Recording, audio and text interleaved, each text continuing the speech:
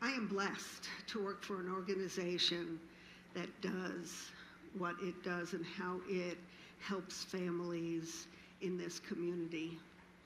You know, healthcare today is daunting. And for Hope West to do what it does, it requires extraordinary leadership. And so I would like you to join me in welcoming Christy Whitney, our CEO, who provides that extraordinary leadership.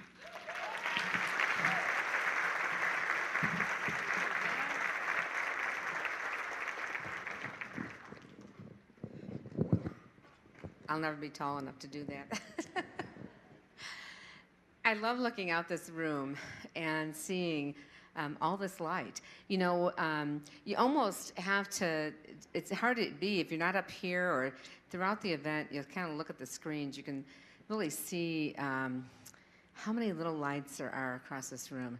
And I think it's a good symbol for all of you being a light, really to our community. I've always loved this event, and so many friends, longtime friends are here, and we were reminiscing about being in the fashion show when we were younger.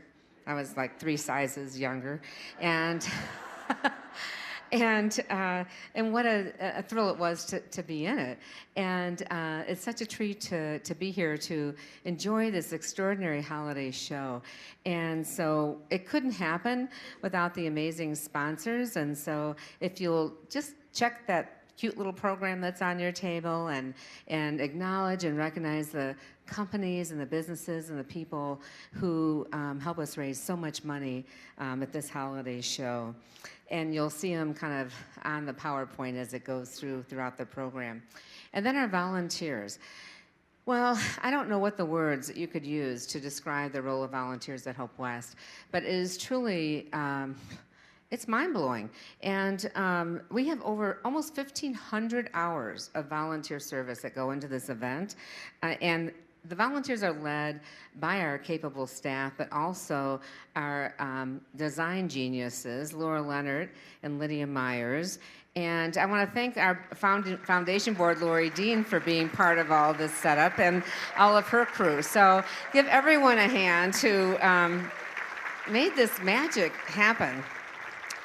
And the leadership of the development team yesterday couldn't find Mary Heiler anywhere, and then she was back there with a headset on. I thought, this is like truly putting on a Broadway production, and they're all directors. So Mary Heiler, Debbie Horowitz, Terry Jones, Katie Squire. If there's ever 4 people who just exemplify grace under fire, it would be those 4. So I really am so lucky to work with them. They're just an inspiration. You know, it's over 23 years that Hope West has served our community with our children's grief program. And it's just amazing that that much time could go by and that so many kids could be served.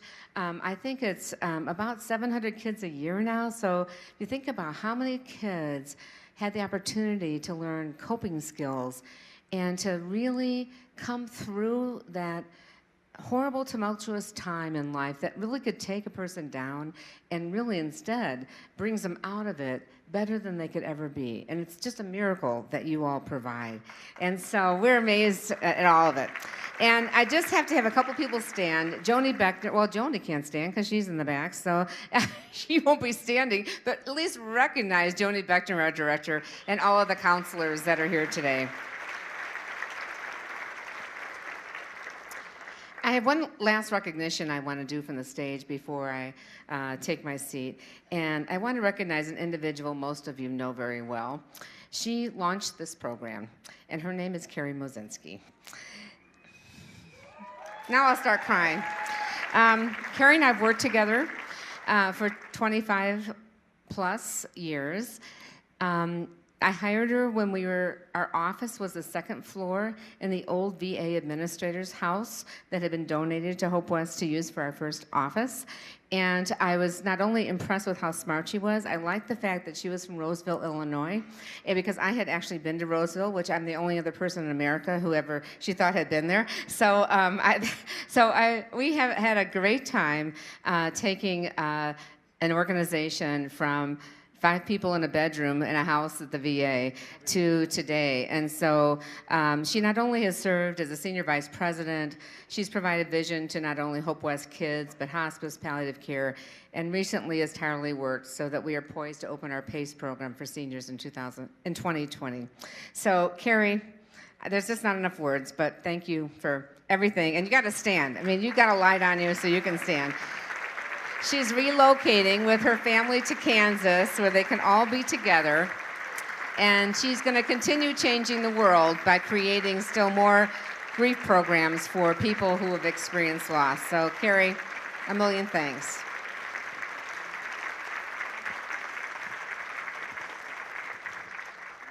And here she comes, back again.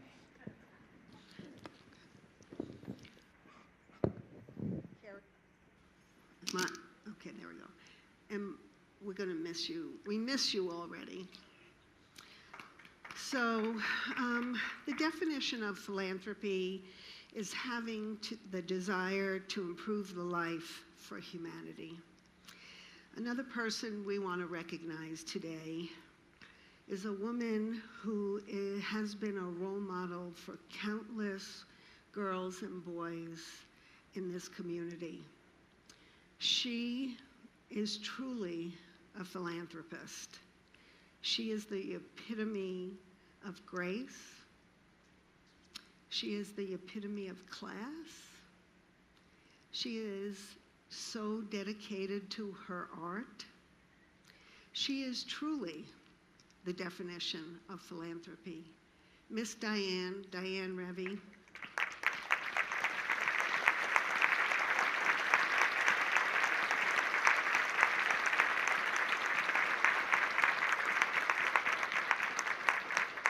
Miss Diane, I don't know how to thank you enough for not only what you do for this event, but for what you do for the community. What a blessing, truly. Thank you.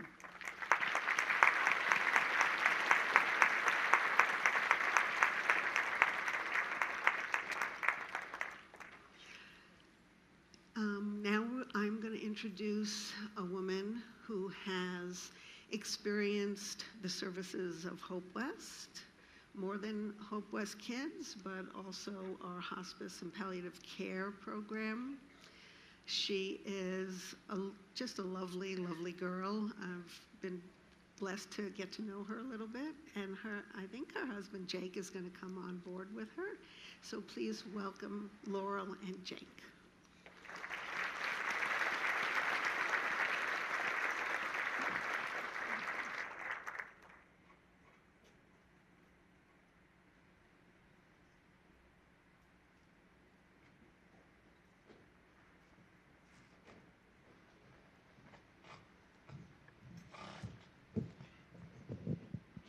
Hello, I'm Laurel Carpenter, and this is my husband, Jacob Carpenter.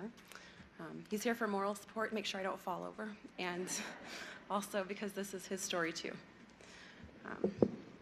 Usually when we tell a story, it's a joyful memory or a funny anecdote with a punchline. The story that I'll share with you is neither joyful nor funny, but it is very beautiful, in large part thanks to the support our family received from Hope West. For 13 years, Connie Murillo was one of our best friends. We lived together in college, and we began our lives as mothers, side by side, holding each other's hands in labor as we delivered our first babies just 7 months apart. We parented together in a shared household with our partners, splitting the load of breastfeeding and diapers, and helping each other be individuals as well as moms. She belly danced on Tuesday nights, and we walked the kids to swimming lessons on Saturday mornings. We each worked part-time and had plenty of time for writing and community organizing and creative projects. We were happy. Our families grew and our lives changed, sometimes living together and sometimes not. Her 2 children and our 2 children loved, played, and fought like siblings. Even when we lived apart, we entangled our lives in the best ways. We owned a bookstore together. We kept a joint checking account for going on trips or helping make big purchases. We were family. In 2014, Connie enrolled in CMU's teacher licensure program, eager to start a new career. She updated her health records and went for a mammogram. It was clear, with nothing found out of the ordinary. She was accepted into the program, and she thrived. She was instantly a favorite of the students at Grand Junction High School, and she volunteered with student clubs, fundraising for trips and activities. 1 year later, Connie found a lump in her breast. When this happens for a woman, there can be a tendency to think the best and the worst at the same time. Like, what if it's cancer? And it can't be cancer. For us, we sat quietly with these contradicting thoughts for weeks while we went from her regular doctor to a surgeon, and then finally got the diagnosis of breast cancer. At the time of her diagnosis, the cancer was already stage 4, and dozens of tumors had spread throughout her breasts and to her bones and organs. She was 35 years old.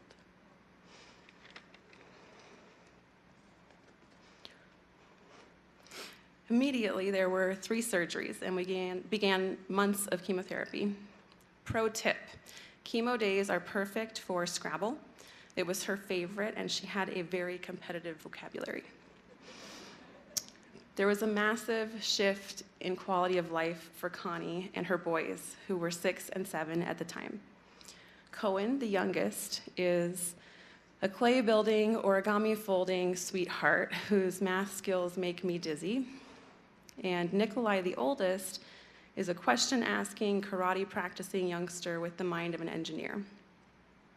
They are both obsessed with Legos, and they both look like their mama. Life also changed for our family. She's my person, and when your person has cancer, you be there. For me, it became a full-time job accompanying Connie to her treatments and lab tests and procedures. Connie had to withdraw from her teacher licensure program at CMU. Playdates and movie nights were replaced by days of endless appointments and nights of fear and worry. When she shaved her head for chemotherapy, so did I, and so did he, so did my parents, and 14 other friends and family in solidarity with her.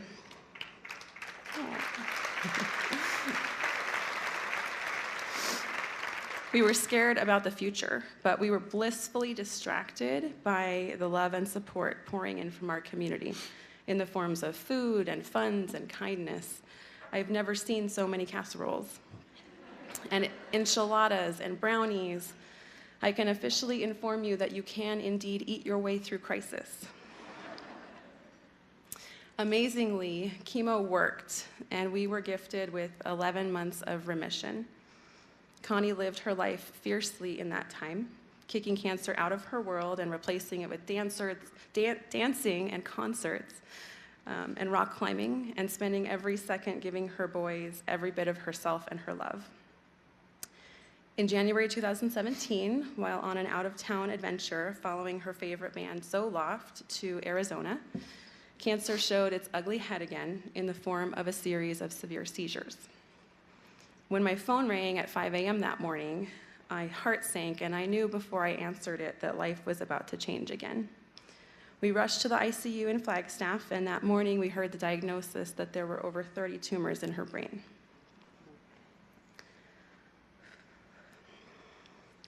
We talked to specialist after specialist and got second opinions and third opinions. There are not a whole lot of options with 30 tumors in your brain. Connie chose to live without any further treatment, and that meant that it was officially time for hospice care. Luckily, this is where Hope West comes in. Up until this point, we'd been finding our way in the dark, seeking out resources and patching together a support system. Don't get me wrong, we had what we needed: skilled medical care, hot meals, transportation support, childcare, each other. But we had no idea that when Hope West stepped in, the load would get so much lighter. Their team could carry so much of the work so that our team, Connie's family and friends, could savor our moments with her. We met our wonderful care team, including our nurse Charlotte and our social worker Cindy, who are here today. We clicked right away. and I was in my last semester of nursing school, and I asked Charlotte way too many questions. That team wrapped us up in their love the second that we met them, the second they stepped into Connie's apartment, and they never let go. Their help meant that I could have more conversations with her instead of with her doctors.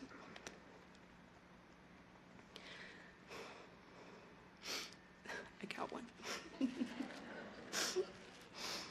It meant that her boys could get one-on-one counseling support for the loss that we knew was coming. And it meant that we as parents could have someone to ask the impossible questions, like what to tell the children. So far, Connie had journeyed through cancer as a single mom, living alone with her kiddos. With her health shifting every single day, that had to change quickly. Connie and her boys moved into our home on our family's farmstead. We went from being 2 parents and 2 kids to being 3 parents and 4 kids overnight. That's the week the boys and Connie moved in. This had been the plan all along, ever since her diagnosis, but we all kept thinking we had more time. The move was hard, packing up their apartment, moving our belongings and theirs into storage, creating a new daily rhythm and routine with the kids. There was one particular week where she seemed to hand us the reins with the boys. She wasn't driving anymore because of the seizures, and she was over the mechanics of life, just instead focusing on the little pieces of bliss that she could find. With each individual child-rearing task that my husband and I took on for her, one by one, my heart became heavier for her loss and simultaneously more committed to raising those sweet babies. We put all 4 kids in the master bedroom, and it became bunk bed Adventureland. That made space for a nice, sunny bedroom where Connie could rest and have visitors and be cared for by our Hope West team. Some days were normal days, with Connie grocery shopping and lunching with friends, and some days were headache days. The headache days got worse and more frequent. One day on March 7th, it was a Wednesday, she laid down in bed with a bad headache. By that evening, she was in and out of consciousness. She lay there for 13 days.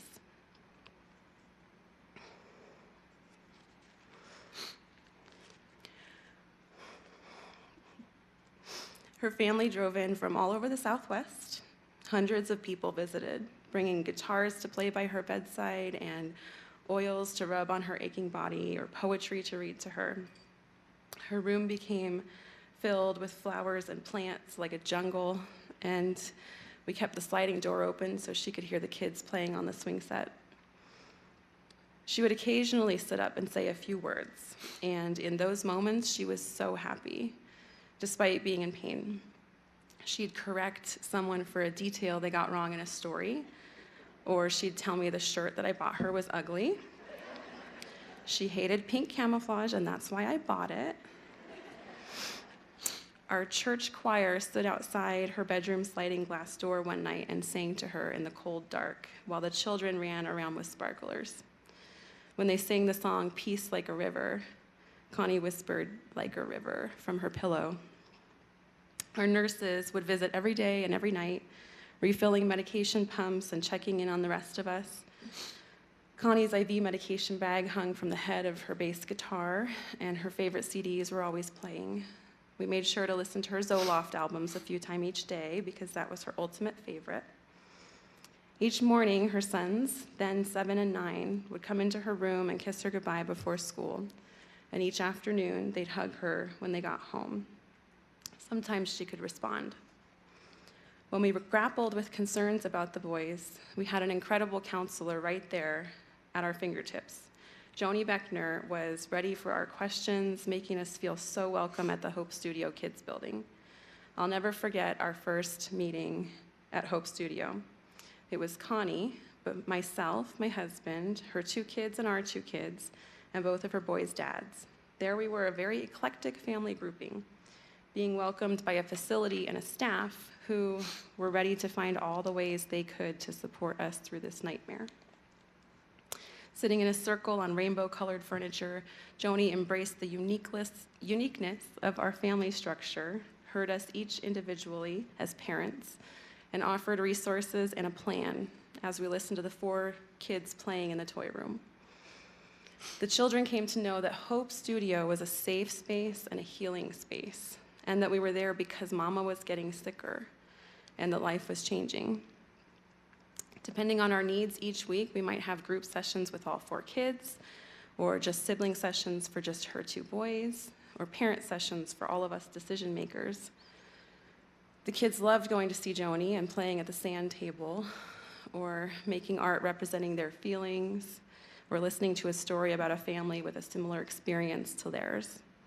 I am so grateful for the fact that this grief support began before the kids actually experienced this major loss. Because Connie's life was so vibrant and she was so involved in her community, her experience of dying was very public.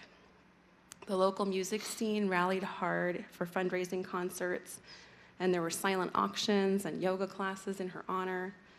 There was a huge article on the front of the Daily Sentinel about this incredible woman who was dying too soon and about how her community was holding her up. You know you're an amazing person when the fact that you're dying is on the front page of the newspaper above the fold. And then your death announcement is on the second page of the paper. In the middle of the night on March 20th, peacefully and wrapped in love, Connie died. She was 37.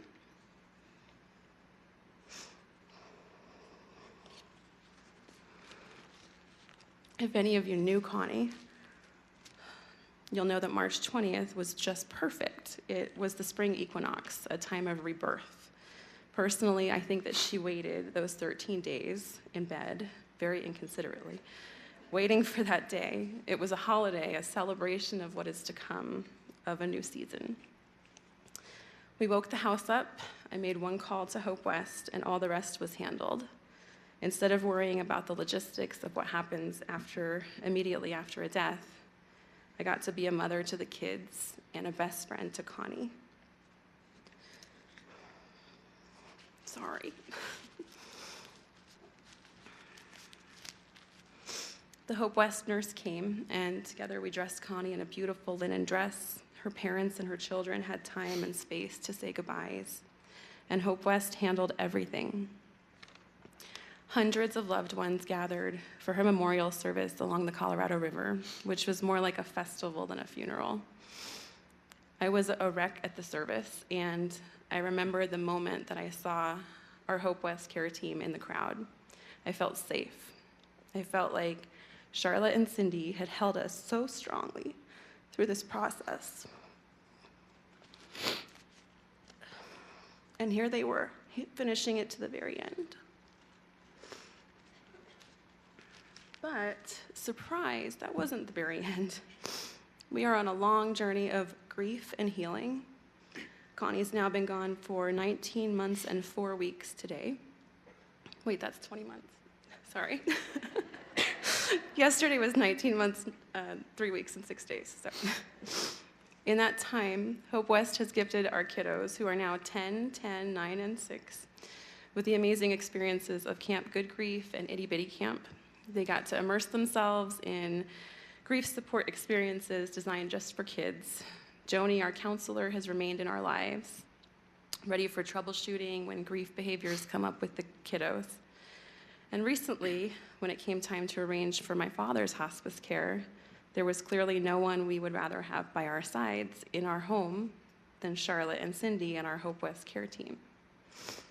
All along the way, it's felt like there were 100 people wrapped around us with love. But behind all of the public outpouring of support during Connie's illness and death, there were very tired and scared friends and family. And behind the tired and scared friends and family was a team of skilled, professional, compassionate caregivers whom our family is deeply grateful for. Thank you.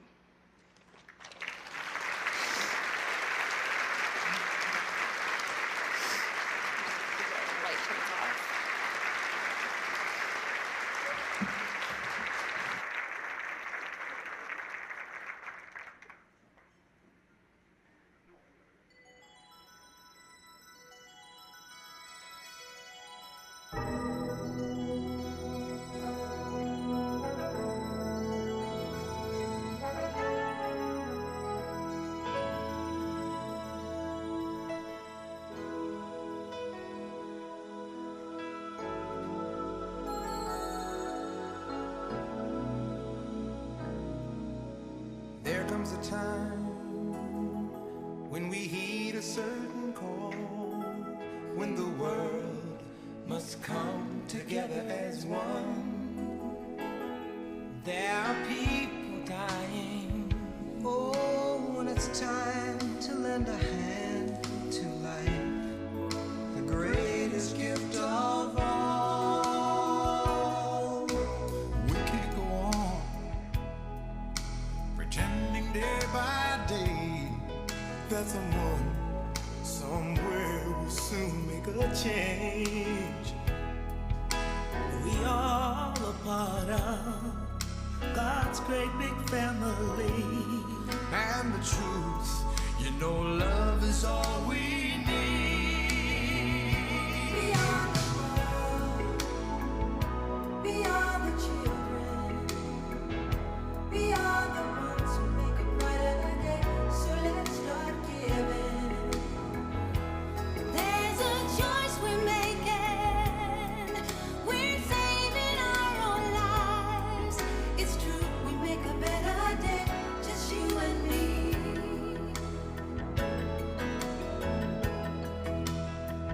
Well, send them your heart so they know that someone cares, and their lives will be Stronger and free, as God has shown us by turning stone to bread.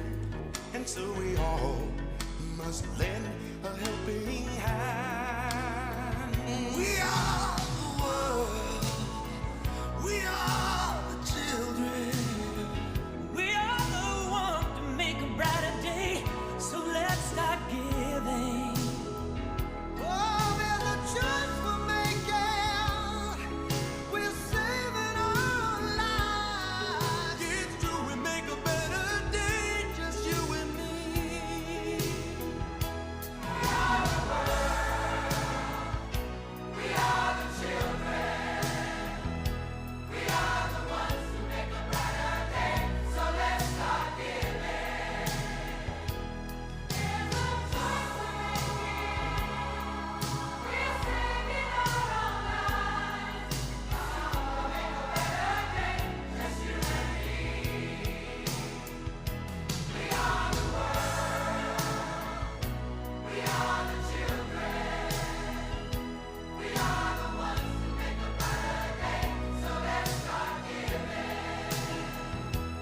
There's a choice we're making. We're saving our own lives. It's true, we make a better day, just you and me.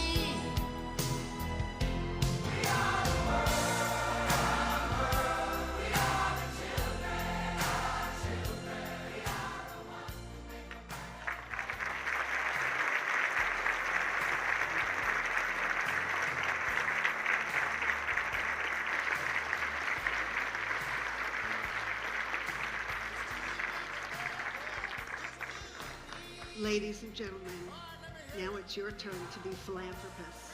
In front of you, in your envelope with your name on it, is a card. You have the opportunity to participate and to support hopeless kids. Lend a lending hand.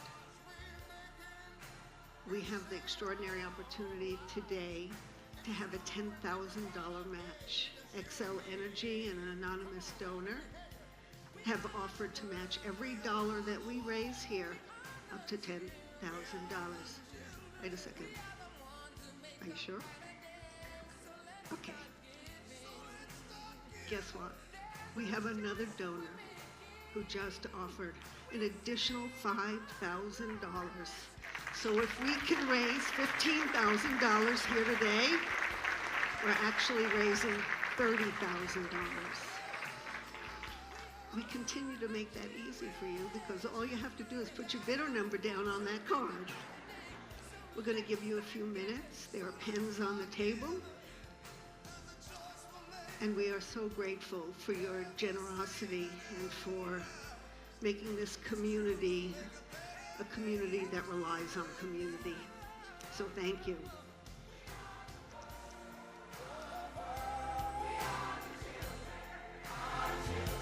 We are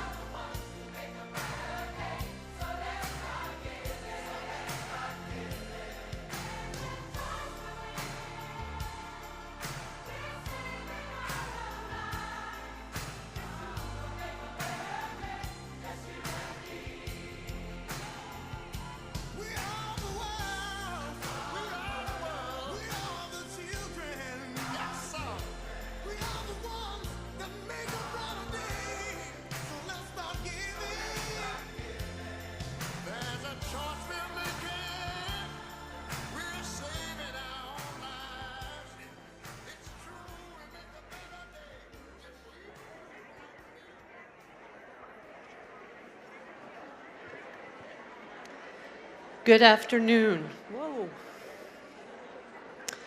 My name is Jennifer, and I'm known as the cool chaplain.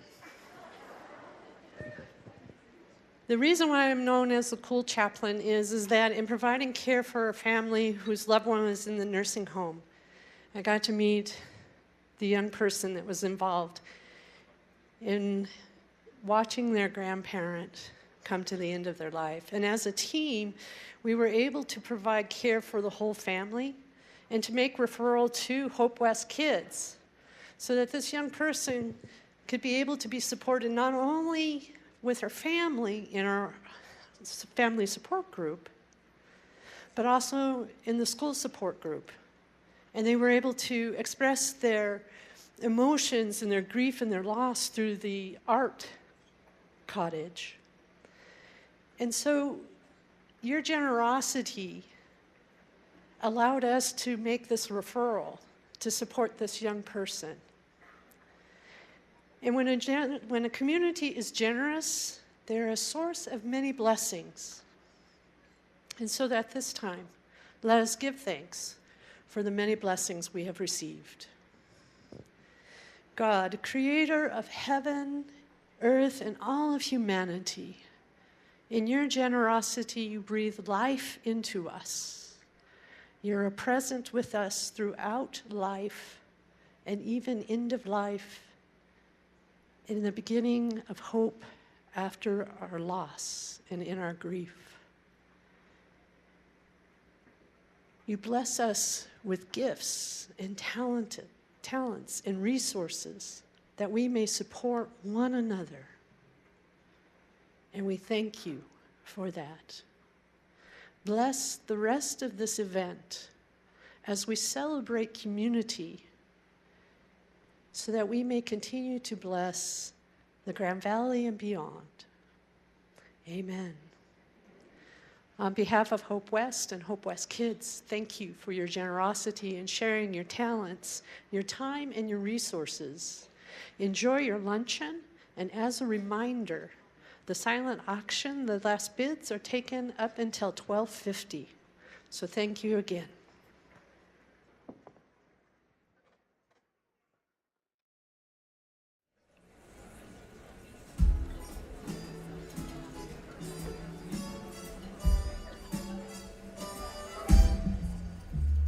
I really can't stay. Baby, it's cold outside. I gotta go away. Baby, it's cold outside. This evening has been Hoping that you so dropped in. very nice. I'll hold your hands, they're just like My mind mine. will start to Beautiful, what's your My father name? will be pacing the floor. Listen to that fireplace roar. Really, I'd better scurry. Beautiful, please don't Maybe worry. just to have a drink. I'll put some records on while I The pour. neighbors might think, Baby, it's bad out there. say what's in this drink. No cabs to be had out there. I wish I knew Your how eyes are like starlight to now. break this spell. I'll take your hat. Your hair looks I swell. say no, no, Mind no, if sir. I'm moving At least I'm closer? gonna say that I Well, what's the sense tried. of hurting my I pride? really can't say. Baby, don't hold out. Baby, it's cold outside.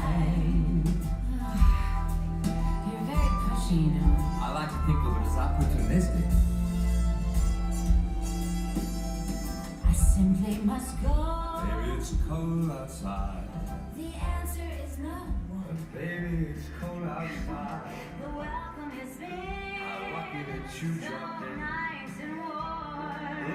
Look out the window at the My sister stars. will be Gosh, your lips suspicious. look My brother delicious. will be there at the The door. waves upon a tropical My maiden shore. aunt's mind is Gosh, your vicious. lips are But maybe delicious. just a cigarette more. Never such I a don't even blizzard smoke. before. I gotta get home. Baby, you freeze out there. Say, lend me your coat. It's up to your knees out there. You've really been grand. I feel when I touch your But hand. don't you see? How can you do foolish thing to There's me. bound to be talk tomorrow. Think of my lifelong At least there'll sorrow. be plenty in If plan. you got pneumonia and I die, really can't get over that stand. old love. Baby, it's cold. Baby, it's cold outside. Okay, fine. Just another drink then. Well, that took a lot of convincing.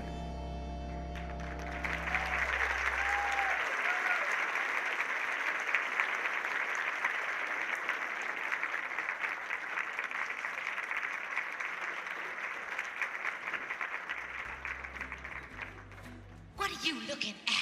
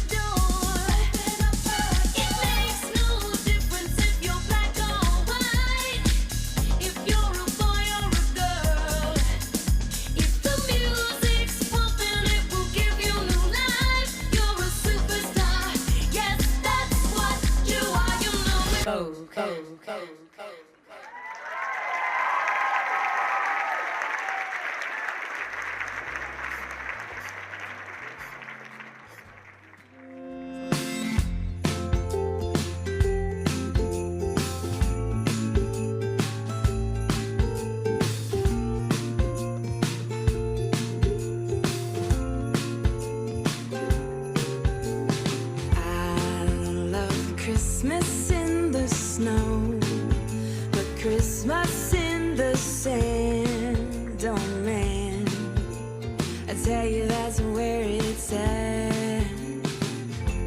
Hawaiian tropic on my skin, candy cane of peppermint, a hint of cocoa on my lips. It could have been the sun, could have been the sea, could have been my childhood fantasy.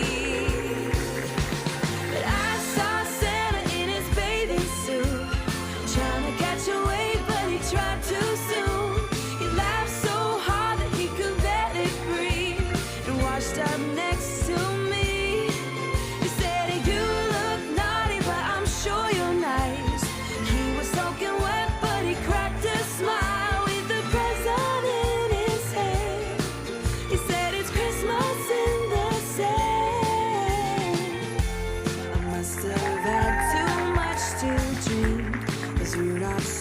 was shining green. I think he was playing reindeer games on me. Santa only called him once, but you should have seen him run so fast. They were gone in a dash. It could have been the sun, it could have been the sea, it could have been my childhood fantasy. I saw Santa in his bathing suit, trying to catch a wave, but he tried too soon. He laughed so hard that he could barely breathe, and washed up next to me. He said, "You look naughty, but I'm sure you're nice." He was soaking wet, but he cracked a smile with the present in his hand. He said, "It's Christmas in the sand."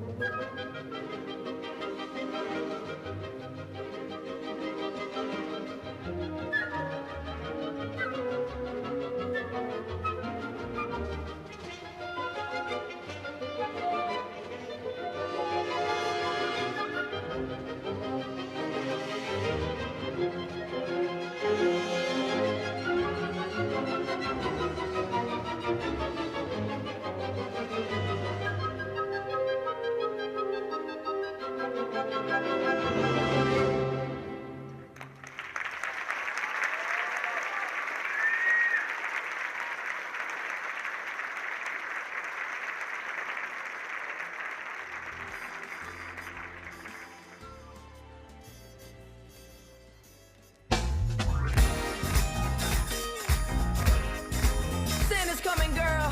Woo. Yeah, yeah, yeah, yeah. Santa Claus is coming to town. You better watch out. You better not cry. Better not pout. I'm telling you why. Santa Claus is coming to town. He's making a list. He's checking it twice. He's gonna find out who's naughty or nice. Santa Claus is coming to town. He sees you when you're sleeping. He knows when you're awake. He knows when you'll be better. Good to be good for goodness sake. watch out, you better not cry, you better not pout, I'm telling you why. Santa Claus is coming to town.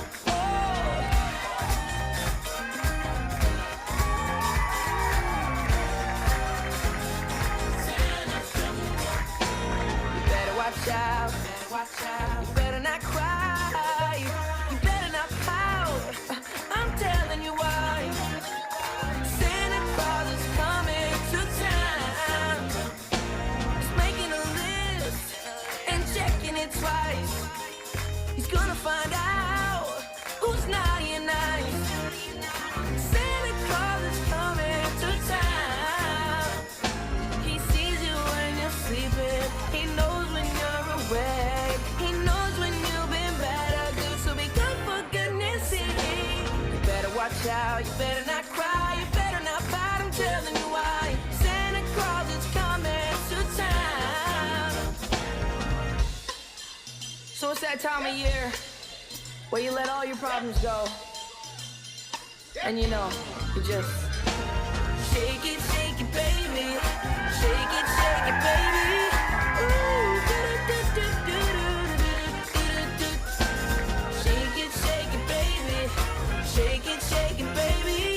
Do-do-do-do-do-do-do-do-do-do. He sees you when you're sleeping. He knows when you're awake. He knows when you've been bad or good. So be good for goodness sake. You better watch out. You better not cry. You better not pout. I'm telling you why.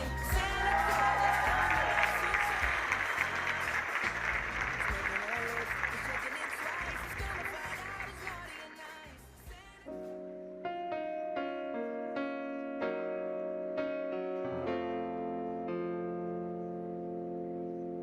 If ever I would leave you,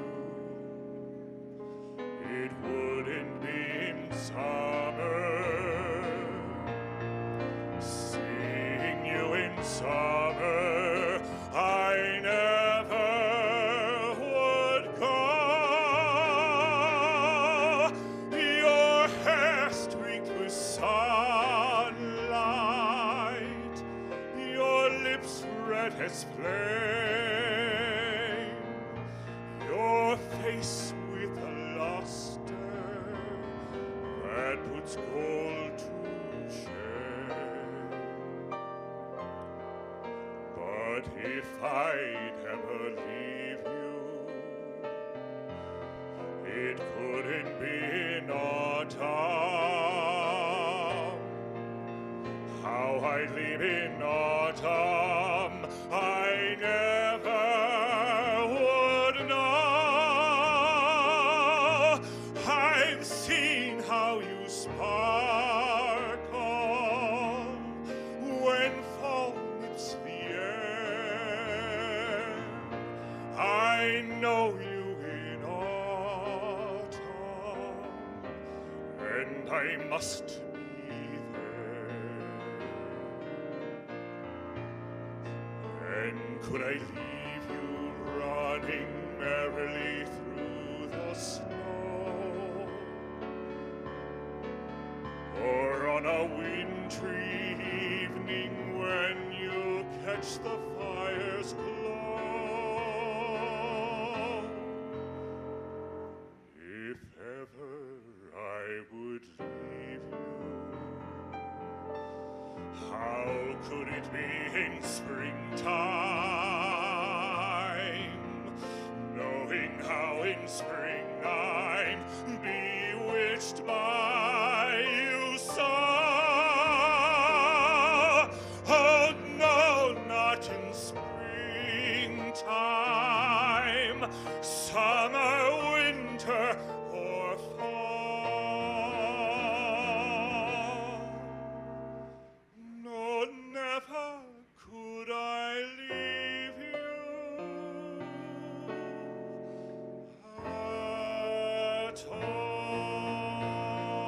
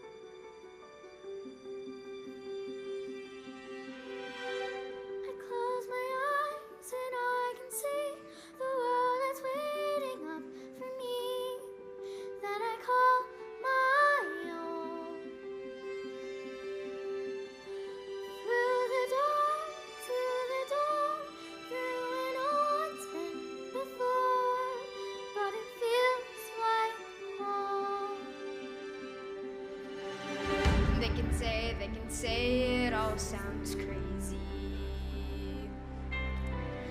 They can say I've lost my mind. I don't care, so call me crazy. We can live in a world that we design. 'Cause every night I lie in bed, the brightest colors fill my head. A million dreams are keeping me awake. I think of what the world could be, a vision of the one I see. A million dreams is all it's gonna take. Oh, a million dreams for the world we're gonna make.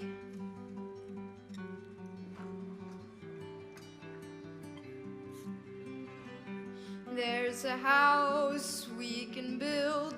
Every room inside is filled with things from far away. Special things I compile, each one there to make you smile on a rainy day. They can say it all sounds crazy. They can say I've lost my mind. I don't care, so call me crazy. We can live in the world that we design. 'Cause every night I lie in bed, the brightest colors fill my head. A million dreams are keeping me awake.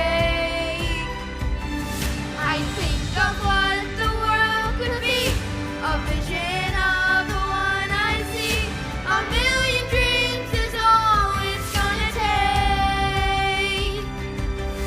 Oh, a million dreams for the world we're gonna make.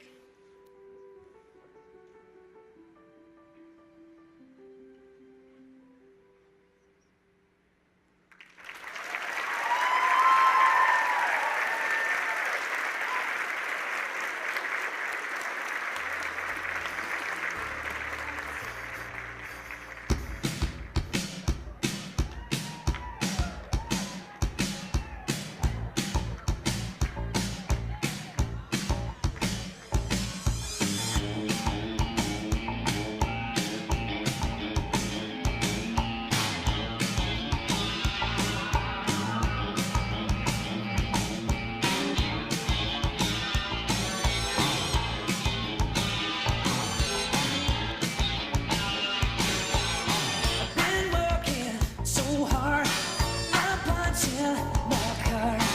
Later, forward, oh, tell me what I got. I got this feeling that time's still holding me down.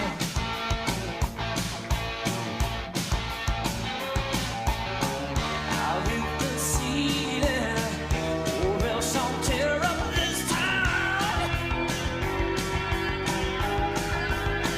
Now I gotta cut loose, foot loose, kick off the Sunday shoes. Please, Louise, pull me up on my knees. Jack, get back, come on before we crack. Lose your news, everybody cut foot loose.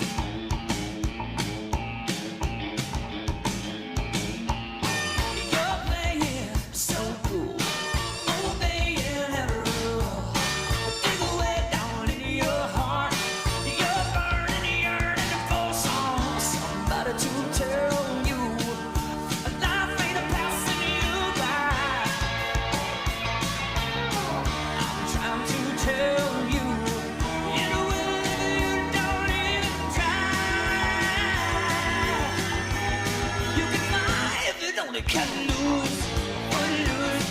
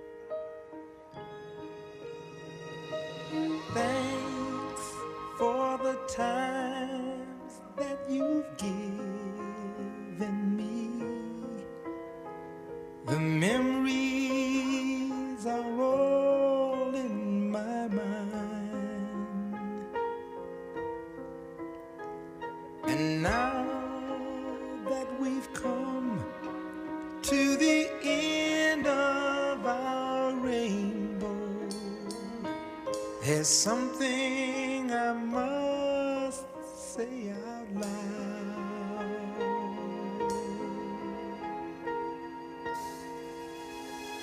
You once, twice, three times a lady, and I love you. Yes, you once, twice, three times a lady, and I love you.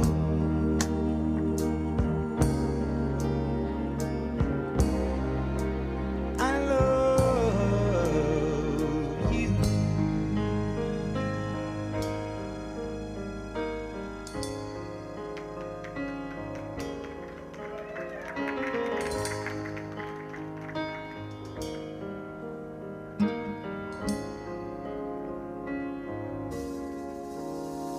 You shared my dreams, my joys, my pains.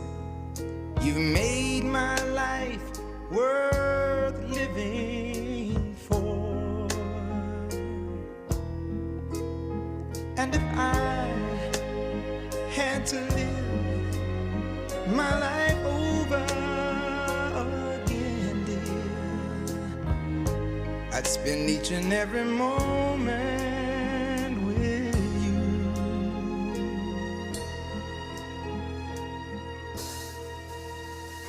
You once, twice, three times a lady, and I love you. Yes, you once, twice, three times a lady,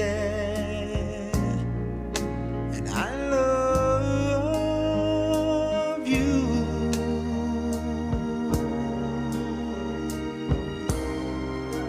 I love you.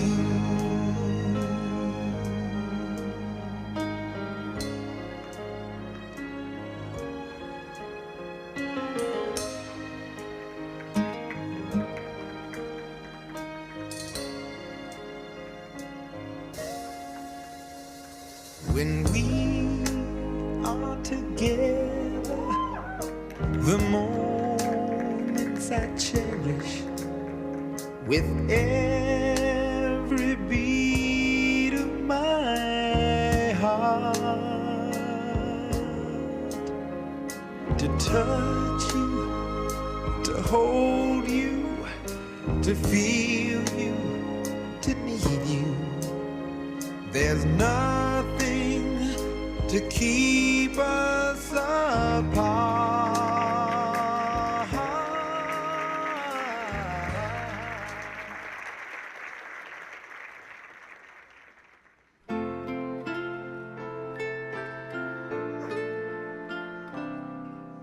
The sun will come out tomorrow. That your bottom's taller than tomorrow. There'll be sun. Just thinking about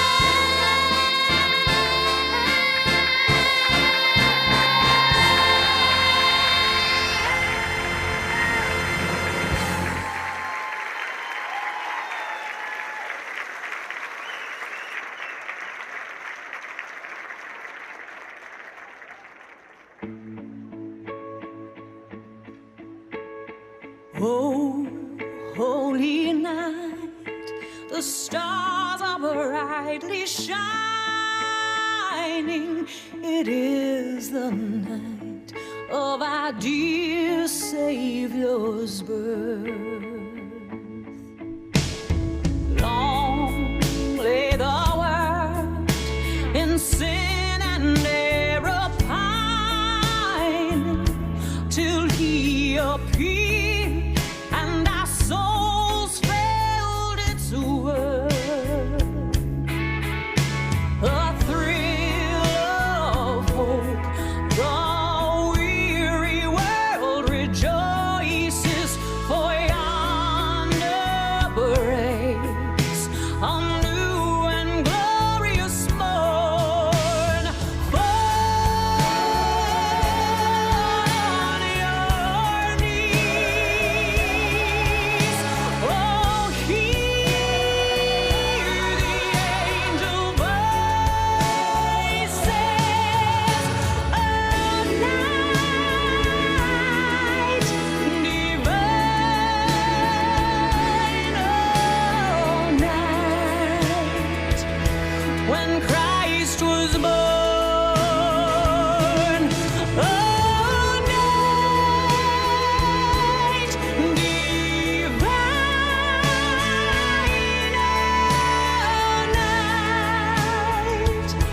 oh, night divine.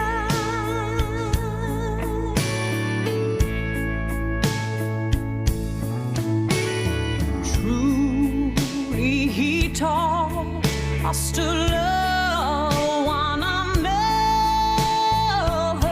His law is love, and his gospel is peace. All chains shall he break, everyone is our brother, and in his name all oppression shall cease.